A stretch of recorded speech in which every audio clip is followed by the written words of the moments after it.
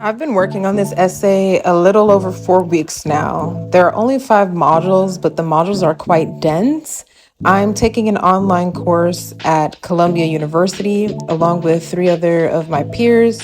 We meet weekly, check in with one another, and hold each other accountable for completing the course. It is self directed, so the idea was to finish the course in 5 weeks, but honestly, my ideas just keep flowing because I do write a lot was slowed down because I was traveling a bit much. This provided me the perfect opportunity to re-engage the rigor that I was needing and desiring while here in Spain. The course is free, and then at the end you can pay for a certificate, which I'm definitely going to do that because Big Purr, Colombia. I'm kind of like, I'm not struggling, but a lot of my ideas are tangential, so I'm trying to connect everything. And one of the main reasons why I decided to take this course is because I wanted to challenge myself to essentially follow directions when writing. Oftentimes when I'm writing, I'm not necessarily following a blueprint. I just know I have an opinion.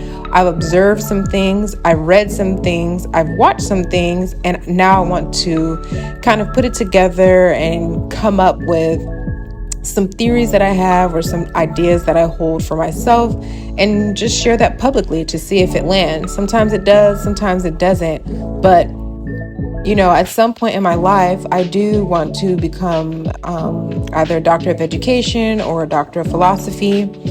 So I'm using this as essentially a template, and I'm going to continue writing and becoming a bit more clear with the things that I would like to articulate, argue, oppose, and agree with, or even just like highlight to see if other people are seeing the same things that I'm seeing.